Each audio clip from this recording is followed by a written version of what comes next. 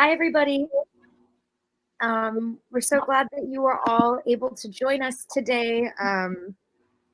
It's July 5th, the day after a nice intense Independence Day. Independence Day here.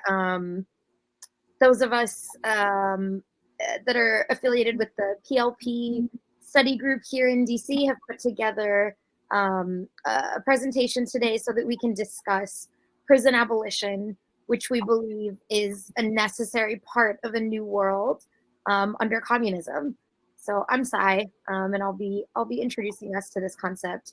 Now, we obviously all know that capitalism is an incredibly cruel system, that the United States has by far the highest incarceration rate of any country that has ever existed, pretty much. Both of our major political parties that exist right now will use right-wing talking points to act as if more prisons, harsher sentencing, mandatory minimums, essentially beefing up our criminal justice system is necessary in order to combat crime and make us safer. But this completely obscures the reality that prisons and the criminal justice system under capitalism are nothing more than a violent form of subjugation and social control, and nothing more. It is not actually beneficial to bringing down crime. It's not the most effective way to bring down crime. And capitalism itself is the cause behind most of the crime that we see committed now. Our prison system is punitive, not rehabilitative. Justice is not served. And it's an atrocity that cannot be reformed. Just as we need to abolish the capitalist world in which we live in, we also need to abolish prisons. And those two ideas definitely go together. Next slide. So before we jump into the specifics of like the modern prison system, I wanted to establish a bit of an ideological basis and discuss what Marxist theory actually has to say about crime and punishment and prison. So in this letter on capital punishment that was published in the New York Tribune in 1853, Karl Marx argued not only against capital punishment, but against the prison system as a whole, or rather the legal justice system under capitalism. He essentially is saying punishment in general is defended as a means of either ameliorating or intimidating. First off, what right have you in order to punish me for what I've done to others? And more so than that, there are statistics showing that the world has neither been intimidated nor ameliorated by punishment. So essentially here he is making the claim that, which we've seen in statistics, which is that punishment is not actually going to decrease crime. Crime does not go down because of punishment, but that's just a fundamentally flawed idea that definitely goes against those right-wing talking points I was mentioning earlier. He even goes further, though, to blame not the individual who's committed a crime, but bourgeois society for creating the conditions that bred crime. He says that it's not so much the particular political institutions of a country as much as the fundamental conditions of modern bourgeois society in general, which produce a certain amount of crime.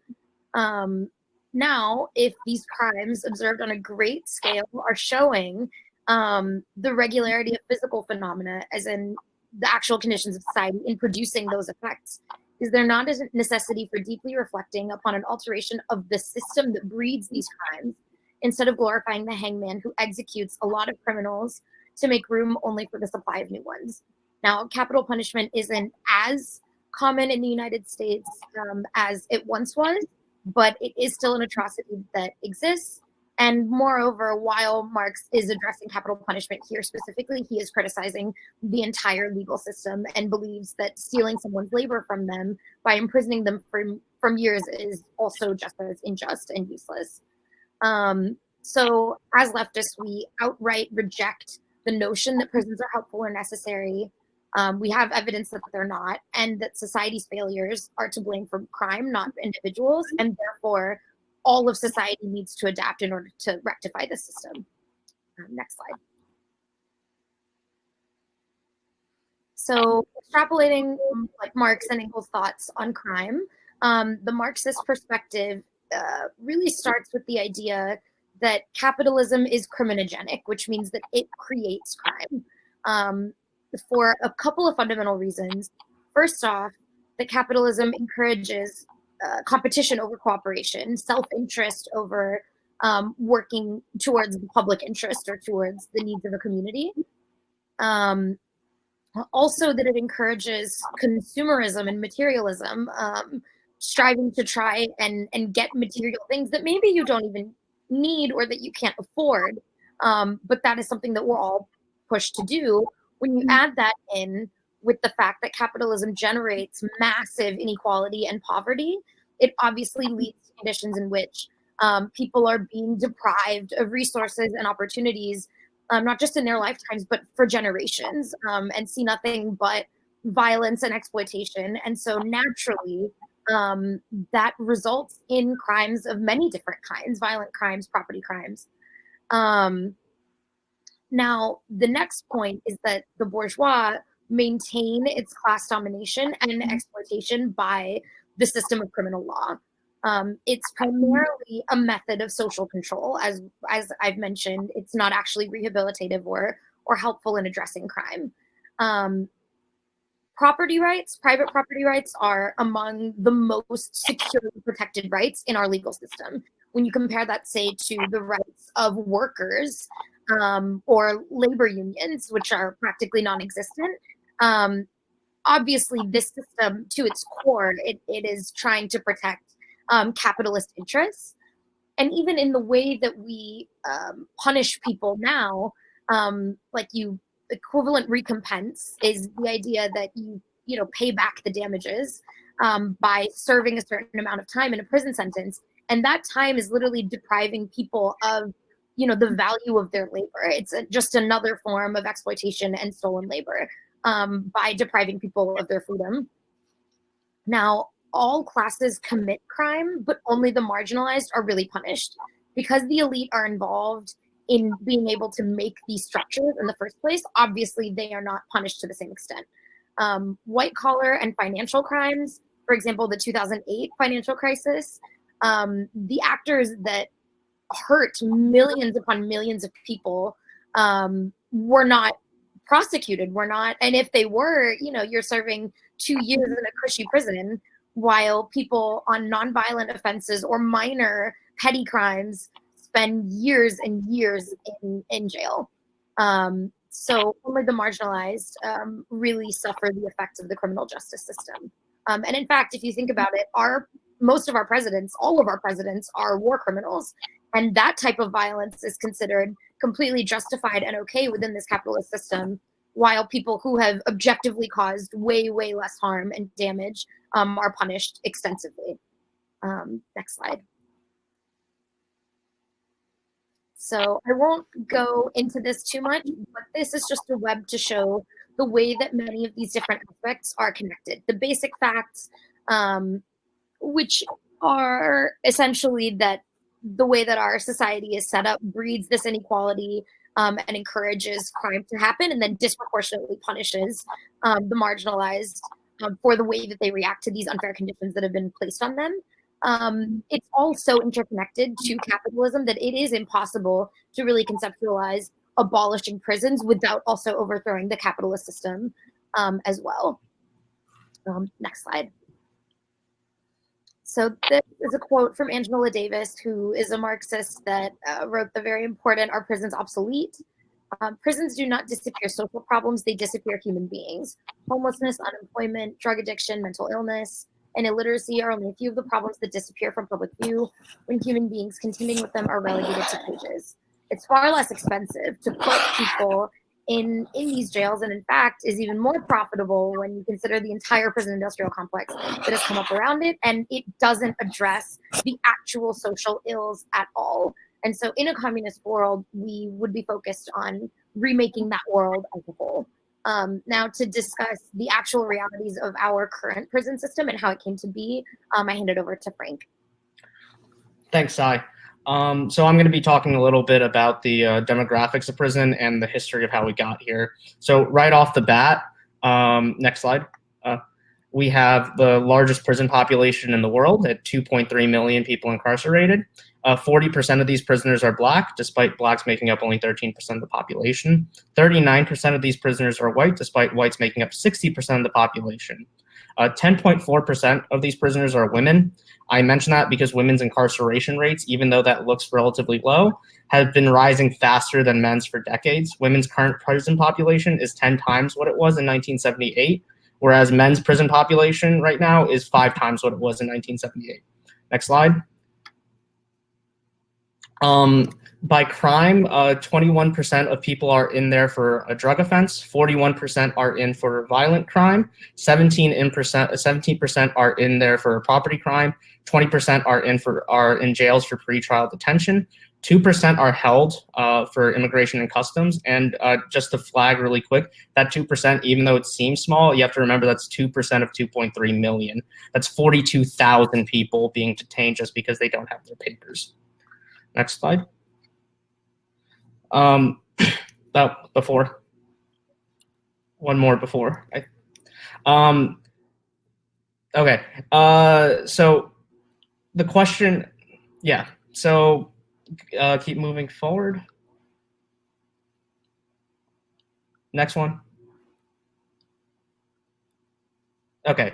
Well, so really quickly, one of the things I want to mention is that this is deeply connected to poverty and education. Incarcerated people tend to have an income that's 41%. The median income of incarcerated people is 41% less than their non-incarcerated counterparts. If you go to prison, you are going to be making less money throughout your entire life than similarly situated people that did not go to prison. Boys born into the poorest 10% of families are 20 times more likely to go to prison than boys born into the richest 10% of families. And also college graduates only make up 2.4% of prisoners. The question then becomes, how did we get here? So one thing that's important, the most important thing to actually remember about this is that prisons are a method of social control. We can see this with the end of slavery. So with the 13th Amendment abolished slavery except for the punishment of a crime. This led to the implementation of Southern vagrancy laws. These laws basically said that if you are homeless or jobless, you can be imprisoned. Criminalizes these joblessness and homelessness. Turns out, if you're a newly freed slave, you're likely to be either one or both of those things. This created basically an incentive structure, which meant that you can either contract with your old master with a horrible contract at low wages, or you can go to jail and be slave labor for Southern capitalists looking to industrialize the South. This will inform the way that we think about about our prison boom that happened in the 70s and 80s. Next slide. So our story starts in the 1940s with the Second Great Migration, which was a massive migration of rural agricultural workers to the central cities after the collapse of Southern sharecropping. These migrants to the cities were largely black, and they were largely poor because of slavery and Jim Crow. So they were largely low-skill wage laborers. When they moved into these cities, what happened was a lot of the factory jobs that they came here for moved out to the suburbs, and a lot of those taxpayers that were funding social programs also moved out to the suburbs.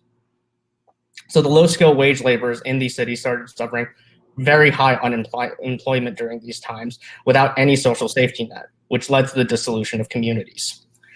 This also, in fact, led to the massive political insurgencies that would define the 60s. So the civil rights movements, the Black revolutionary movements, Black Power movement, etc. The next slide is just, it's a graph showing you how bad unemployment was actually getting in the central cities for low-skilled workers. You can see that their unemployment rate was on the rise all the way throughout, and even after the 1980s, that's largely due to globalization. So the way that you ended up dealing with these issues, or next slide, were by using welfare programs. So there's at least two types of welfare programs we could talk about, which are federal and state. State welfare programs have this bad feature of only being able to draw from a local pool of taxpayers. So if all the rich people in your state or locality have left the state, then you have no funding for social programs. Federal programs avoid this problem. So in response to the political insurgency of the 60s, and the rising unemployment, welfare became more and more federalized. Next slide. At the same time, because of the high unemployment and dissolution of communities, crime dramatically rose throughout the 60s. So homicides had doubled, property crimes tripled throughout that time, violent crimes quintupled. And it's important to note that a lot of these like property crimes and violent crimes took place during political uprisings as well, like the Watts uprisings and the uprisings after Martin Luther King was killed. Next slide. The 40s to the 70s set the stage for the prison boom. What did it was declining wages, the deindustrialization I was mentioning, and later on globalization. Welfare programs became unsuitable to deal with these issues. So massive public support welled up for harsher sentencing and incarceration. Just to give one example of this, in DC in 1982, residents voted by a measure of 72% to 28% for mandatory sentencing, mandatory minimums for drug possession. This really spurred on the law and order campaigns of George Wallace, Richard Nixon, and Ronald Reagan, and led to the boom in incarceration.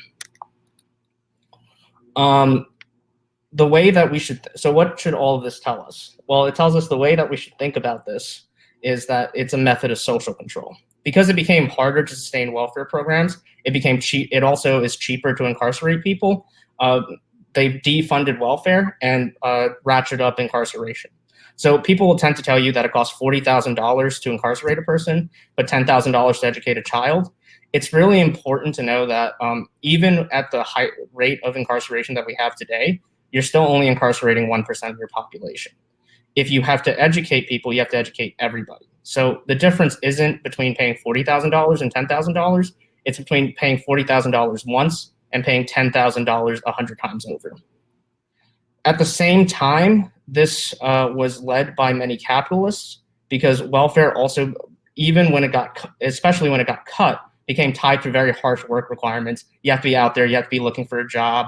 You don't really have as much unemployment, so you couldn't stay out of the labor market very much. This incentivizes you to take bad deals with capitalists. Parole also became tied to these work requirements. As soon as you're on parole, the first thing you have to do is get a job, no matter the terms of the job. These reforms that occurred disproportionately were implemented in states with larger Black populations and states with more Black cities, more regional Black populations. Next slide. To give you an idea of the extent of these reforms, in 1980, the US spent 58% more on AFDC than on jails and prisons. In 1995, we were spending 132% more on jails and prisons than on AFDC. This all obviously benefited capitalists because then you have a desperate population of people whose choices are basically starvation, brutalization by the police and the prison industrial complex, or taking a garbage job at low wages. So this is why, at least as a method of social control, the system of convict leasing that you see on the left picture resembles highly the system of policing, imprisonment that we have, incarceration that we have today. So the solutions to this will have to be an abolition of capitalism because capitalism requires prisons in order to incentivize workers to take bad jobs. Next slide, please. And as I said before, because of the difficulty of funding social programs, you're never going to get the capitalists to do it. There was some success with trying to get them to do it throughout the 60s, but they immediately reversed course in the 80s, and they'll always do that. So now I'm going to pass it off to Ben to talk to us about the, oh, that's a further reading list if you want to investigate this issue a bit more. I'm going to pass it off to Ben right now to talk about rehabilitative versus retributive approaches to punishment. Hello. Today I'm going to talk to you about why prisons should be abolished in the United States and around the world.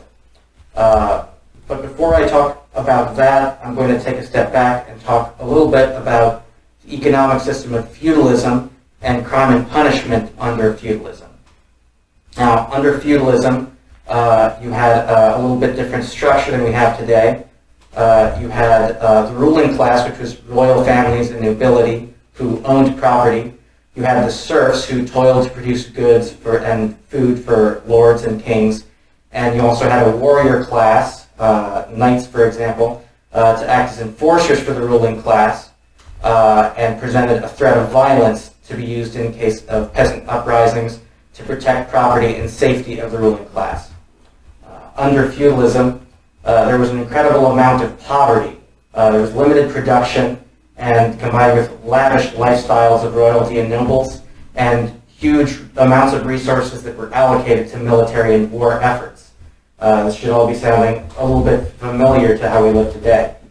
Now, a presiding economic system always perpetuates itself, and only so many people can be provided for under feudalism, leading people to choose between dying or turning to crime, stealing, robberies, and murder in order to provide for themselves. These criminals were executed mainly to perpetuate and protect the feudal system that was in place. The feudal system created crime by not providing for every person. Many people committed crimes as a result of that economic system, and they were killed to protect the feudal system and property of nobility. Now, although under capitalism today, much more is produced through modern technology, there are still many people who are not provided for, despite the fact that more than enough is produced. Now, for a moment, I'd like you to imagine that today in our capitalist system, the only punishment for crime was execution. You might think this would be ludicrous. We already know that the degree of punishment doesn't tend to dissuade people from committing crimes, and obviously execution does not allow for someone to contribute to society after being executed. The only purpose that execution would serve is to punish an individual and their family for a crime that was caused by the economic system in which they live. Now, imprisonment, as it turns out, is an equally ineffective means of punishing crimes.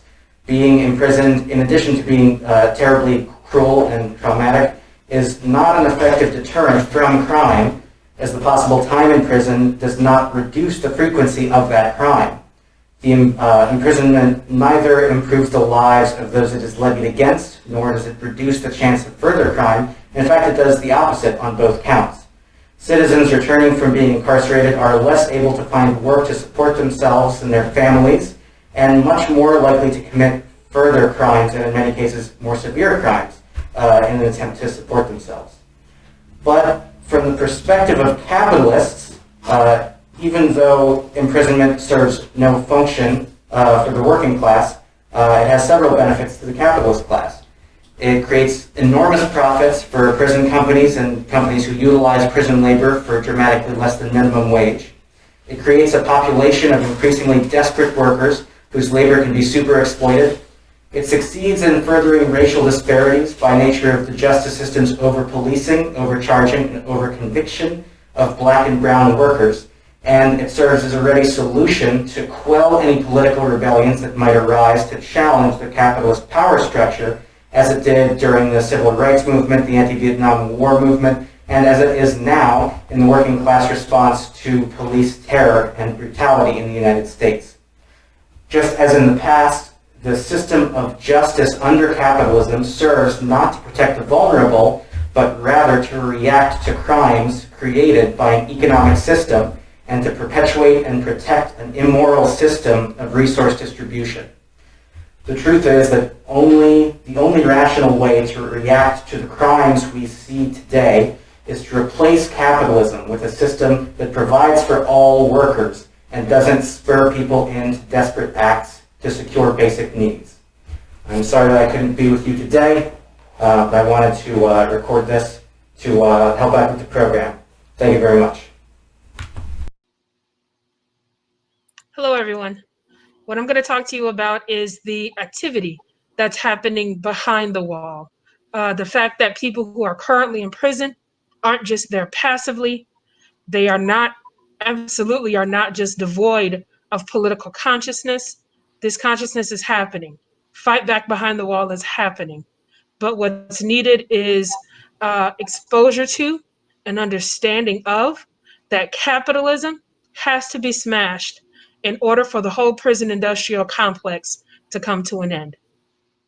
Workers organizing for the 8-hour workday in Chicago in 1886 were brutally attacked and killed by the police.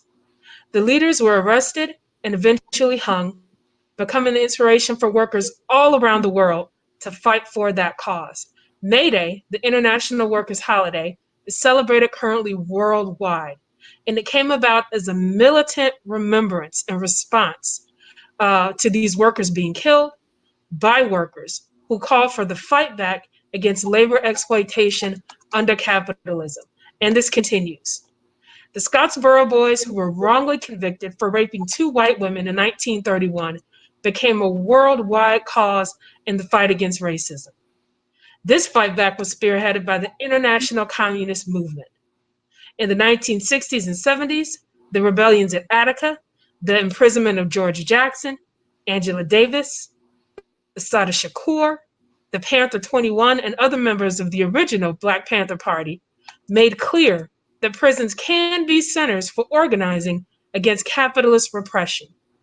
That work behind the wall, as I said, continues today all over the country. Some of the fighters I mentioned before, and many more who are behind the wall, are either politicized for their first time behind bars, or their resolve is strengthened to continue to fight the system and to see close up capitalism's plan to profit off our lives and our deaths. The fight back culture on both sides of the wall and in state and federal prisons has always existed. Due to racism, classism, sexism, ableism, all these things being integral parts of capitalism, many working class people don't have the chance to sit and contemplate the politics of their poverty unless they have an immediate interest to do so. Capitalism does an excellent of making sure that we're so bogged down with trying to survive that we don't have the opportunity to politicize ourselves and to help politicize members of our class. We fight against this distraction every day. We have to. The particular and purposeful, deadly, and oppressive focus of cops in the working class, Black and Latin communities mostly, makes some type of incarceration a reality for many people. And it's often during this first time on the inside the workers get exposed to revolutionary ideas, and even the possibility to form alliances to oppose these sickening conditions in prisons and jails. The fight back on the inside takes the form of first being treated as a human. That's the priority. Being treated as a human being, being given food that you can eat without getting sick, not being physically violated in every possible way, not being seen as dogs fighting for the entertainment of people to watch. The immediate struggle is for basic necessities. The ruling class who runs prisons are just as susceptible to the coordination of worker demands on the inside as they are on the outside. And it's during these reforms on the inside that lessons are learned for those who are going to eventually come out and continue this ongoing fight.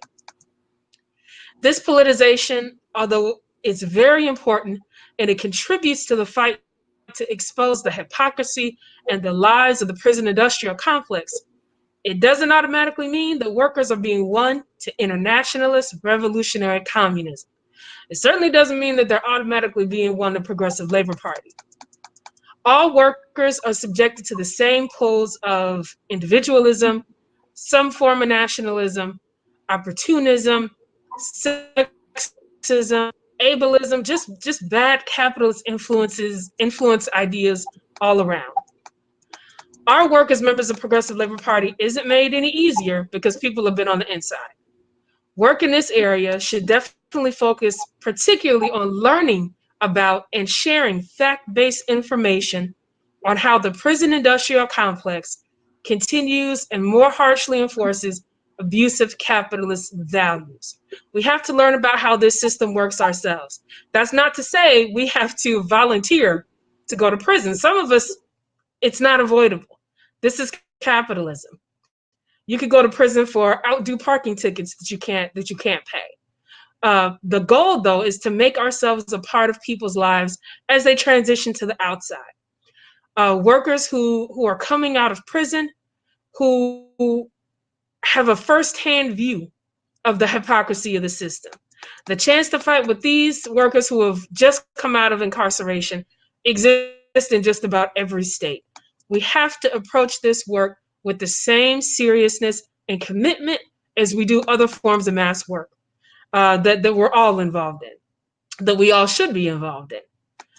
Just like us all, the burden of trying to live and fight for resources from day to day can be a huge distraction for workers transitioning from imprisonment to life on the outside. Maintaining connections to workers involved in fighting to expose these brutal racist and sexist abuses on the inside can definitely be a part of this work. There are all types of organizations that include the names of the state that you're in, the Department of Corrections, parent organizations, spouse organizations. All of these institutions, all of these organizations exist in almost every state. Now, we know that capitalism needs prisons, particularly prisons, to function. On the inside, people are made distrustful of each other, both inmates and guards. And by the way, guards most times don't fare that much better than the people they're guarding on the inside. Both prisoners and guards are seen by the prison bosses and by the ruling class as expendable commodities.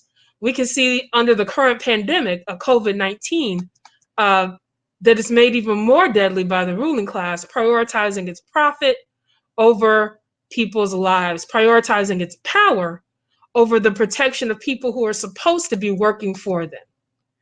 For workers who do make it out of prison, the struggle against recidivism, which means returning to behavior that's deemed illegal, starts. It really starts then. Capitalists again make it nearly impossible for people to live quality lives after they've been in prison. Discrimination in work, in housing, income-based benefits, healthcare is seen as acceptable. It's seen as normal. It's seen as a continuing forever punishment for people who have been on the inside. The myth of prison being a place has never been more exposed. We've never been able to see that this is a lie, a capitalist lie. As communists in the Progressive Labor Party, we have to see our job as both helping to strengthen fellow workers in these purposefully no-win situations created by capitalism, and politicizing this work, centering our politics, showing that the militant revolutionary fight against the system toward the destruction of capitalism is the only way that we can all achieve true freedom. This is the only thing that we can do. This is our charge of working in this particular area of mass work, as with any area of mass work. Power to the working class, power to Progressive Labor Party to doing this work. Next up, we have Comrade Tanya talking about criminalization and immigration. Hi, good afternoon, everyone. So far, we've been talking mostly about incarceration. So this figure right here shows you that basically throughout most of the 20th century, the United States sent not that many people to prison. And actually, for the whole first of the 20th century, we were sending about the same number of people to prison as all the other European countries and as other countries in the Americas. Beginning in the 1980s, incarceration began to increase dramatically. So it's pretty obvious that it's not that in 1980, all of a sudden we had a whole bunch of criminals, or even that in the 1980, all of a sudden people began to just commit way more crimes in the past. No, what really happened was that there was a policy change beginning in the 1980s. I also want you to notice that this graph only goes up to 2014. If it went all the way up to 2020, you would actually see a leveling off. So incarceration rates have not increased dramatically since 2000. They've actually kind of leveled off and stayed about the same. And that's important when we look at this next slide, which shows us deportation rates. This is going way back to 1892. So again, just like incarceration, for basically the entire 20th century, the United States did not deport that many people. You know, we deported some people, but the rates kind of ebbed and flowed just a little bit, but they began to increase. And you can't see the number here, but the year they began to increase was 1996, right? So just as incarceration was starting to level off, deportation rates began to increase really dramatically. And again, it wasn't that all of a sudden there was way more undocumented immigrants or way more immigrants in the United States. It was basically just that the United States changed its laws and changed its budgetary and enforcement priorities. And all of a sudden, we see a tremendous increase in the number of people deported from the United States. This next slide shows us how these deportations vary by gender, right? So almost everyone who is deported is a male. And it's very similar to incarceration rates. So about 90 to 93% of people who are incarcerated are men. About 90% of people who are deported are men. And interestingly, with deportations, the number of women deported has remained relatively steady since deportations began increasing in the 1990s, but the number of men increased pretty significantly right after 9/11. With the creation of ICE and with the creation of the Department of Homeland Security, we began to see a dramatic rise in the deportation of men. But just like prisons, deportations primarily affect men, although women are also affected both directly and indirectly by both systems. This next slide shows us the nationalities deported from the United States. So 98% of people deported from the United States are sent to the Americas, right? So Latinos and Latinas are the population that is primarily affected by deportations, and people from the Caribbean. So people from other parts of the country can ostensibly be deported, but the United States deports almost everyone to Mexico, Central America, the Caribbean, and some countries in South America. And next slide, please. So what you see here is that act is not just because we have a lot of undocumented people from the Americas. In 2014, there were about 350,000 undocumented Hondurans in the United States. In that same year, there were actually more undocumented people from India in the United States, about 500,000. But whereas 20,000 Hondurans were deported, only 500 Indians were deported. The reason for this is that the way that you get deported most of the time is actually after being arrested by a police officer.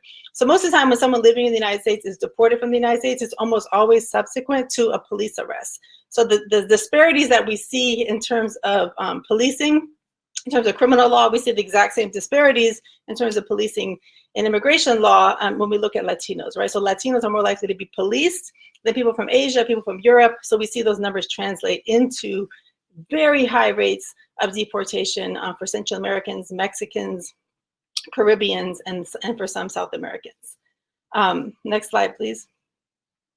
So Loic Wacant argued that the United States designed the war on drugs not to protect the poor, but to transform them into compliant workers fit or forced to fill the peripheral slots of the deregulated labor market, right? So this whole increase in criminalization that we've seen since the 1980s was not at all intended to decrease crime, and it has not really had any direct effect on crime, but it was designed in the aftermath of the uprisings of the 1960s to try and control the working class. So that's what we know about the war on drugs. And we could say the same thing about deportation, but we have to take a slightly different analysis because it did happen a little bit later. So beginning in 2007, capitalism entered a new crisis. So there was a big crisis of capitalism in the end of the 1980s, early 1990s, and that we saw the incarceration rates increasing at that time. But then in 2007, capitalism entered a new crisis, and this basically had to do with the solution to the previous crisis had been globalization, outsourcing work, outsourcing all labor. But as soon as that became basically saturated, right? So once Ford has basically outsourced almost all of its jobs, they can't use outsourcing as a solution. So capitalism found itself in a new crisis in 2007, and that crisis led to very high rates of unemployment and economic slowdown.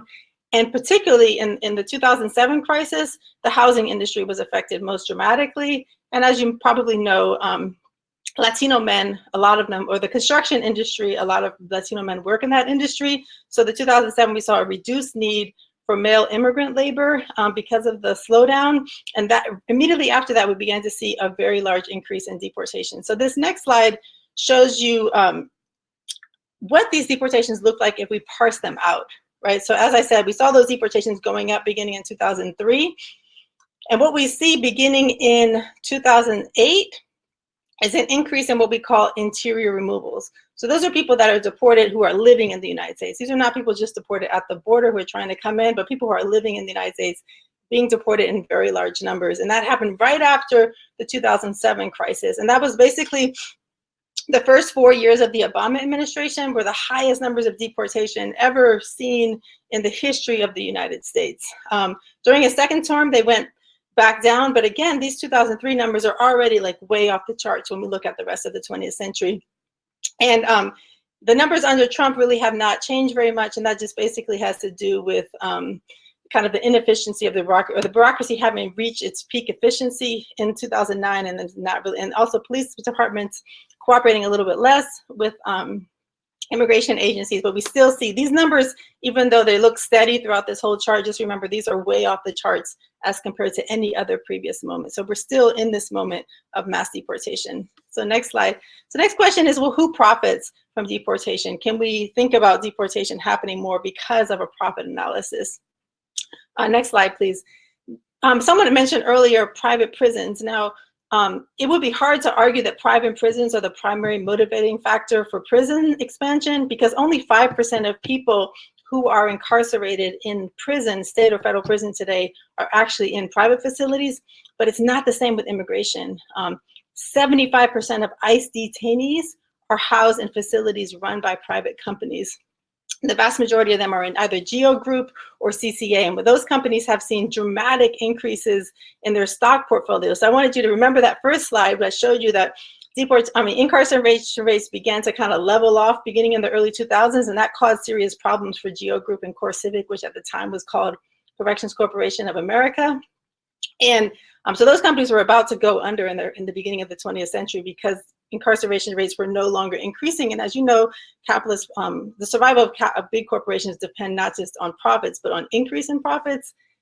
But beginning in 2001, with the aftermath of 9/11, we saw the rise in private prisons for immigrants, right? So we see a tremendous increase in the profit margins of CCA and GEO Group because of the large number of immigrants being detained. So as we mentioned right at the beginning, the number is about 40,000 immigrants behind bars who are detained on immigration violations. And that is compared to about 5,000 behind bars in 1980. So the privatization of the immigration detention sector is actually what made it feasible to have this expansion, because you wouldn't be able to have this expansion if it was just the federal government trying to build new prisons.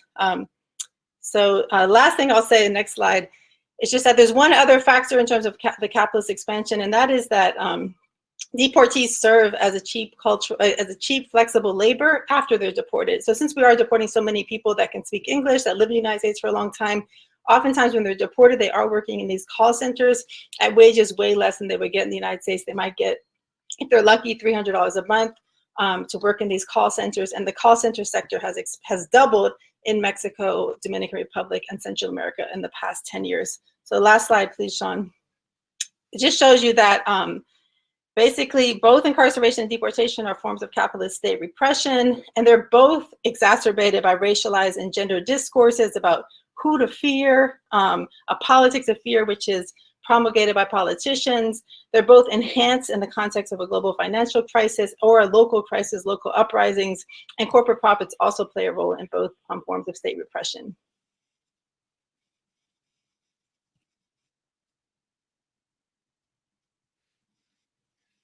And the next up we have Sai, who's going to offer some closing remarks. All right.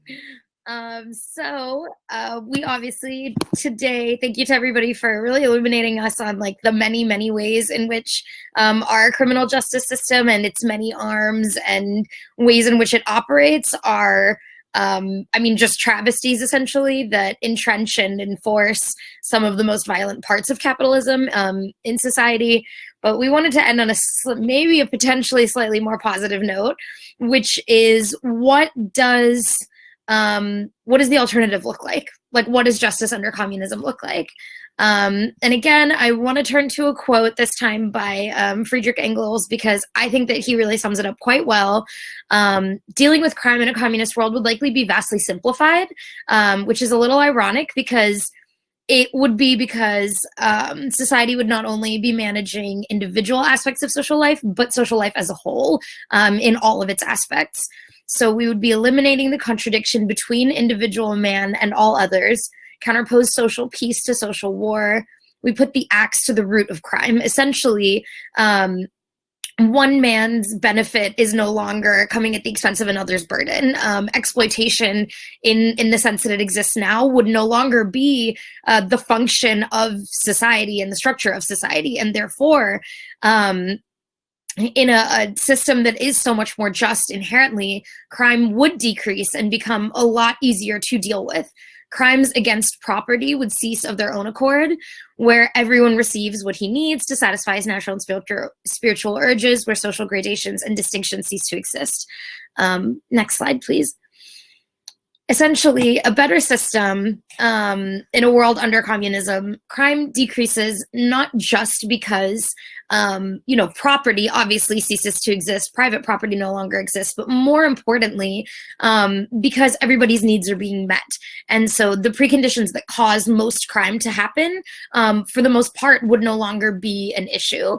That doesn't mean that there's no longer going to be any interpersonal conflict, or that racism, misogyny, like that those things stop existing. Obviously, some interpersonal conflict will still happen, but we're able to provide extensive social programs that actually address the root causes of issues, providing access to mental health services, helping people deal with addiction, going through rehab, counseling, childcare, the ability for people to be able to leave living situations that are dangerous for them, which is completely not a possibility for most people now. So you really are reducing the amount of crime that needs to happen, but to a huge, huge extent compared to the system that we live in right now.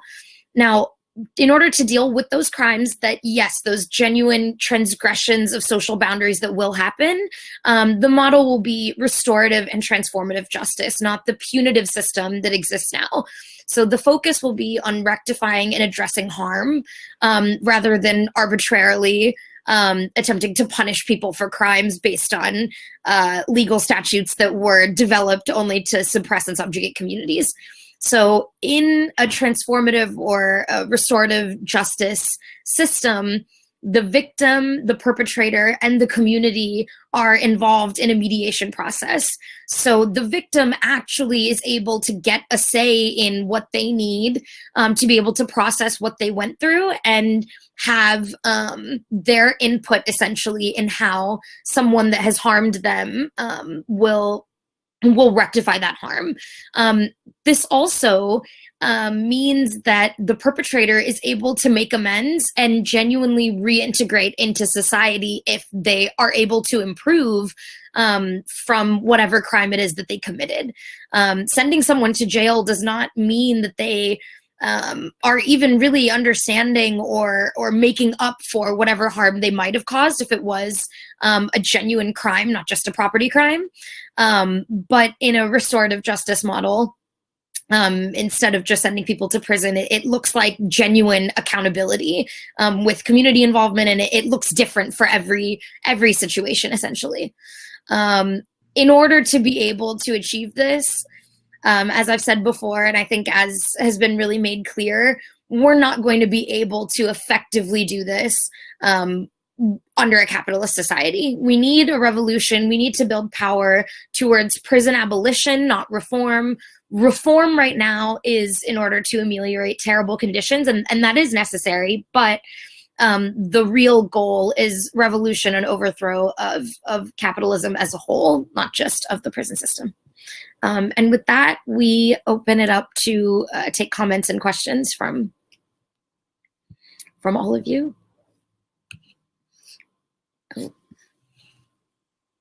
Anyone? All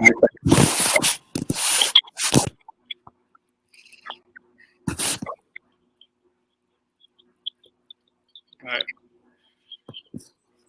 So there are a number of proposals that would not abolish prisons, but would make them more humane. So should we support that? Do you have an opinion on that side? I just think that in the moment, because we don't have the power yet to overthrow capitalism or even abolish the prison system, it is necessary to think about what we can do to mitigate the harm that's being caused in those institutions now. Reform, I mean, it's just the kinds of conditions that they live in, as we were sharing about before, are just absolutely atrocious. It's inhumane. No human being should be treated the way that they are treated. So reform, I think, is at the moment a moral necessity, but also when it is coming from, talking points from politicians saying that all we need to do is reform, that's not the point. So it's a necessary harm mitigation factor at the moment, but absolutely not the goal, and that's a complete attempt to distract us. Thoughts, Frank? Oh, yeah, I absolutely agree with Sai here. Right now, you might need to reform that. We do not have the capacity right now to completely abolish prisons. And even if we did, leaving in place the structures of capitalism will still create the crimogenic problems that Sai was pointing out earlier before. Nevertheless, that doesn't mean that you can't advocate for things like getting rid of solitary confinement. That is one of the most inhumane things I've ever seen. But at the same time, you need to take a longer-minded view, as reform right now is part of the strategy towards abolition. So, you can upvote questions in the Ask a Question area. I'm looking at the chat. While people are doing that, I wanted to see if we could address how do we deal with people who commit serious crimes who may threaten public safety, like someone like a serial killer or someone who's intentionally harming people for racist motives and things like that. You can jump in if you want, Frank. So the question was, how do we deal with things like serial killers? And yeah, so it's really important to remember a lot of these that these things are social bases. The answer of something saying, so for example, if you say, why do people commit crimes? Well, people are just bad. That raises more questions than it actually answers, doesn't it?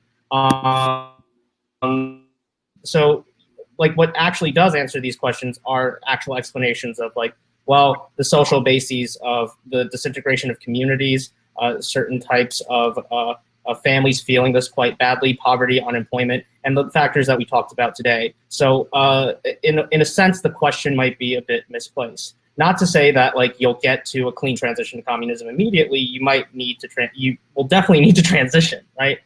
But in the meantime, there are methods of rehabilitation, of therapy, of that we could look to in the meantime. Right. I completely agree with everything that you said, and just to sort of elaborate on that idea that there is a social basis for this.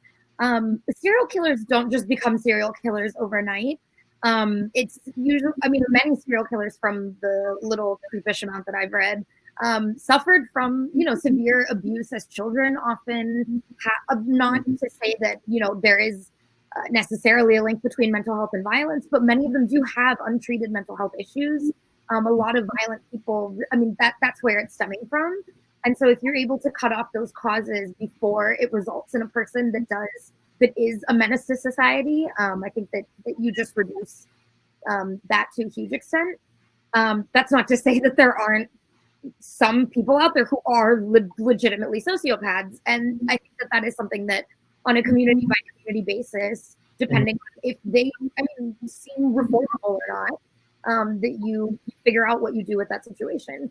But I would make a pretty educated guess that even if the rehabilitation does involve, keeping them in a rehabilitation house where they are being monitored more closely, it will still be a much more humane way of treating them than we treat prisoners now who have not harmed another human being. Yeah. Also, in a communist society, there'll be a lot more resources for mental health, much more of a community-focused community of people rather than the individualistic behaviors that we see now. I think that contributes to a lot of violence. I mean, violence is the answer for everything. It's in movies, it's on the media. The police use it indefinitely all the time. Prison is literally a form of violence. You know, in a communist society, we wouldn't have prisons. We would have, you know, a way of dealing with people that's productive and contributive to society, and not removing people from society and from health. Prisons now harm people as a whole. The idea when someone does something that's socially unacceptable or, you know, bad, we want to change that behavior and make sure that it doesn't happen again, and that we address the root cause of it as opposed to just addressing the symptom. Yeah. Let me just add one more thing, because I saw a comment that I think is that majority of people with antisocial personality disorder function fine. In a sense, yeah, so there's two comments I kind of want to make real quick on that. The first one is that, in a sense, yes. In another sense, not really. A lot of these guys are like, you know, finance pros, or they work on Wall Street, or they have like, I mean, they don't function fine. But the other point I want to make about antisocial personality disorder is that the way that we actually do things like psychology, if you look at the way that we actually do rehabilitation, it is deeply to just get you back to work. It's also inherited a lot of the contradictions of capitalism, especially antisocial personality disorder. You take a look at that thing in DSM-5, there is no kind, social or natural, that thing picks out. It's really hard to get validity for things like personality disorders, especially antisocial personality disorder, often misdiagnosed. So we need to be careful with these types of categories that we impute onto people, because they themselves are legacies of capitalism. I actually just wanted to highlight another comment, which is, what is the person thinking when they decide to shoot into a crowd of children? And I do think that, given the epidemic of, you know, mass shootings, racially motivated ones most of the time, and those dude bros are usually also incels, because why not just pick all of them at once? That those are probably the people that I have the hardest time figuring out what that would look like, what rehabilitating them or dealing with them does look like. And that's not something that I have an answer to, but I do definitely believe that those types of incidents are largely caused by their own anxieties about the world order and the white supremacist ideologies that they have been fed, that have essentially completely corrupted their way of thinking, and made them so prone to that kind of violence. And so I do think that would largely decrease, go away, or at least be spotted. Because the number of times that you hear about these mass shooters and stuff who do have really frightening social tendencies and did make threats to other people, had really no sense of community, and are extremely misguided, that there are so many steps at which you could have prevented them before they got to the point of committing a massacre. And I think in a communist world, like, there is just so much stronger of a social safety net, really, to prevent something like that from being able to happen in the first place. So preventing those kinds of crimes before it even escalates to that point. Okay, so there's two other questions that were upvoted. As the Black Lives Matter has grown, we have seen the development and the growth of a number of racist white nationalist organizations. How should we deal with them? And the question that's kind of related to it is PLP connected to the movement for Black Lives? Given that both are anti-capitalist, how do the missions and visions of each group align and diverge? So, I mean, we're talking about how do we deal with white nationalist groups in the context of Black Lives Matter, and then how is PL related to Black Lives Matter? So, either one of you? Yeah, I can jump in. I do have a couple thoughts. So first off, the question of how do we deal with racist white nationalist organizations? At the moment, we deal with them by, like, kicking their asses when we have to, I think. That's the first step. So I personally, honestly, I'm not 100% sure how to answer that question when it comes to a post-revolution world. And when those organizations continue to try and exist, I think that In that sense, they are enemies of the state, they're enemies of society, and more than likely, we are going to have to deal with not punitive measures, but more intensified rehabilitative measures to try and get them to be functional, productive members of society in an anti-racist world. But that's the further step. At the moment, there is no reason for us to even be entertaining the thought of doing anything except punching them when they need to be punched. So, Go ahead, please. Yeah, so so if you ever read Robespierre, the guy who perpetuated the terror on the death penalty, he actually has something very interesting to say. Because what he says is that the death penalty is unjustified, not just because like life is like sacred or whatever. He says that like in a condition of civil society where there's power over somebody who has committed a wrong, it is illegitimate to execute that person when you have power over them. Now, this is perfectly consistent with things like the terror, because what it's saying is that during revolutionary struggles, power is in flux. And so the prohibition on killing goes away. So insofar as you don't have power over them, then you're in a state of not society. I think the civil society thing is a little bit overblown, but you know what I mean.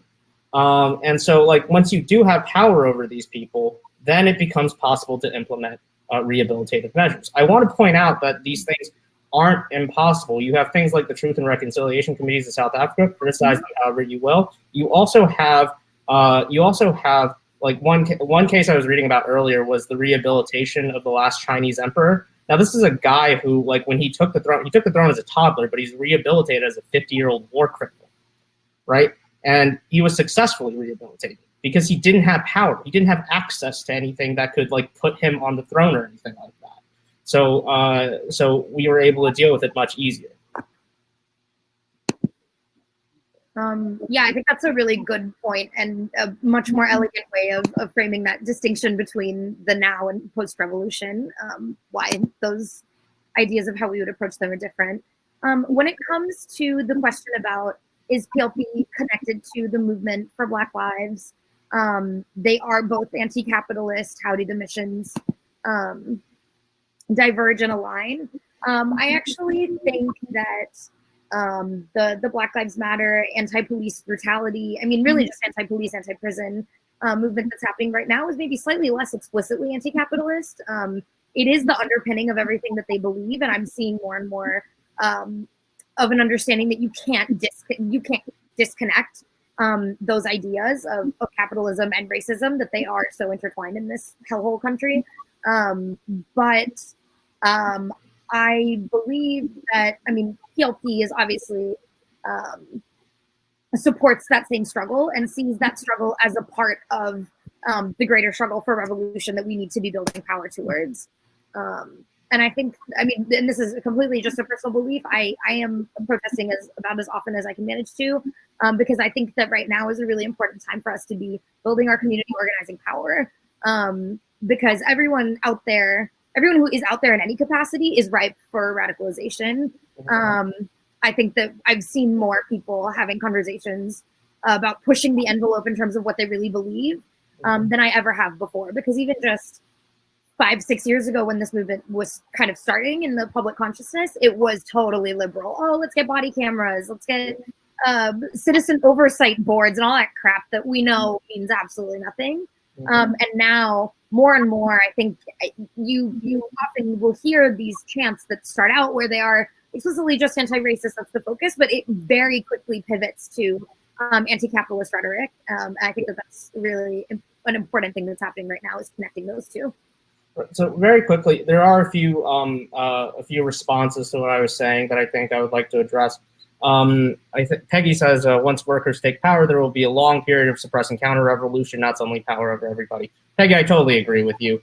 That's absolutely correct. All I'm saying is that there are going to be situations, there are going to be clear situations and unclear situations. So like take the difference between the last emperor of China that I mentioned and the Romanov children. In that situation of the Romanov children, the White Army is approaching that area and could really restore the monarchy. That's a political necessity there. But in the case of the last Chinese emperor, This guy had no bases. He was a coward. He was an idiot, like Tsar Nicholas was, perhaps even more so. And they had no means of it. It depends. We have to be able to correctly assess the material conditions in order to be able to know when a counter-revolutionary is threatening or how threatening a counter-revolution really is. That's going to be work that needs to be done. I didn't mean to suggest that. It'll just be revolution, then communism. Yeah, there's going to be, so one of the ideas that we have is that we need to struggle with everybody, right? And that struggle doesn't end when we have a revolution. Like, there are people that we're going to have to remove them completely. Like, those people who are part of the ruling class, will have to execute them. Those people who are the leaders of white nationalist movements and other ideologies that are right-wing and extremely deadly and detrimental to the working class, we have to execute them. So, I mean, there is a large percentage of the population of people that are on the right, as you want to call it, that simply don't have the ideology built into them. Like, the ideology that's built within me, you're going to have to kill me before I ever go to the right. That's just not going to happen. So there's people like that that are on the right that we're going to have to deal with in the same type of context. But there are a tremendous number of other people who are just brought up racist, have never met a black person, all their friends and families are cops. We have to change that environment, change the structure of the argument, change the dynamics between people and people relationships, and put, society and community first over the idea of individualism. And I think that will address a lot of the racist and sexist, transphobic, homophobic tendencies that people have. And, it's not like we believe that we're going to have a revolution and 10 years later, everything's going to be great. It's going to be like a generational thing where we're going to have to fight tooth and nail every step of the way. Once we get power, we're not going to give it up. That's something that's not going to happen. So we're going to have to do things. Not all of them are pleasant, and we don't have all the answers right now.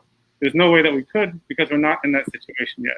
People have dealt with counter-revolutionaries in various ways in the past. Mm-hmm. I think some of them are excessively brutal, and some of them are much more humane, which I would much rather take the humane route. I'm not for killing people, with the exception of some of them. Yeah. Like the ruling class and leaders of white nationalist groups. Absolutely. So, let's see. Okay, well, we just answered that. So this was asked earlier. Did the support for prisons well up, or did the ruling class politicians promote it? This is when Tanya was talking about, or someone was talking about the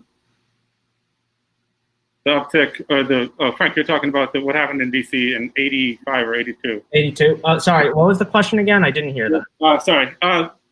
Did the support for prisons well up, like did, Yeah, this is important. I mentioned that fact. I saw some comments earlier.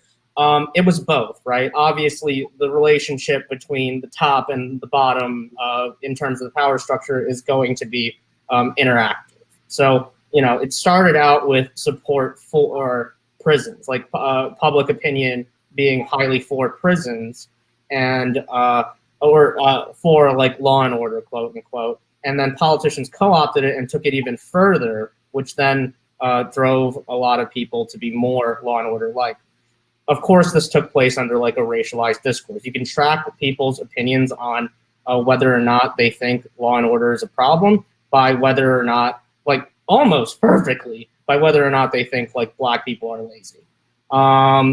And so like it's a little bit of both. The reason I emphasize the public support is because in popular discourses like Michelle Alexander's New Jim Crow, that stuff gets totally de-emphasized. And that's an absolute mistake.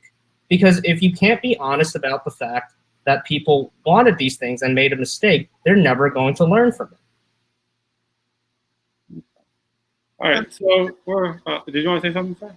No. Yeah, I was just going to add, I think that there's definitely this kind of white suburban mythology that exists that genuinely believes that the only thing keeping their little upper middle class community safe and that there aren't people shooting heroin on street corners is because of the police. And they are not the people that are in danger ever really of being arrested or punished for any of their crimes. Their kids can screw up repeatedly and still probably get a lot of leeway in how that's addressed. So their relationship with policing is completely different than the relationship of like marginalized communities with policing. And so those people, I think, have genuinely bought into that idea that we need this. And you can see it in the fact that these old ass politicians, I mean, Biden, duh, but even Bernie was saying that we should reform policing and that we should give more money to this issue. And so it shows you really how deep that train of thought runs. It's impossible for us to conceptualize that the world could be safe outside of police. And I think that in large part even just has to do with like how much propaganda and how much representation of prisons there is in our media, really sort of feeds the subconscious idea that we all have of, oh, I mean, I don't do bad things because I don't want to end up in jail. Like completely unable to conceptualize that other people's lives and the circumstances of their lives that led them down a path are abso-fucking-lutely nothing like what your life looks like. You can't even imagine it.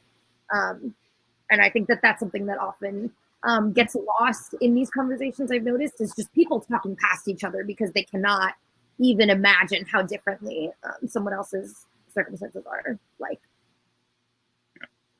Okay, so we're just about out of time. I thank everybody for coming. I want to iterate a couple things.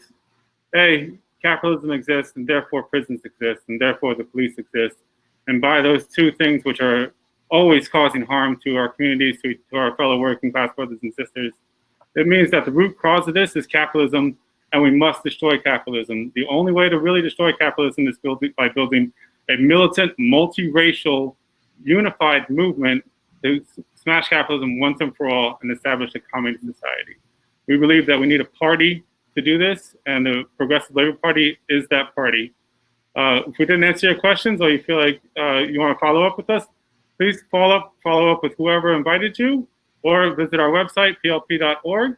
We have a contact form there. We'd be more than willing to talk to you. So please reach out to us. This video will be up on YouTube as soon as we can get it up there. Thank you all for coming. All right. Thank Thank you. you, everyone.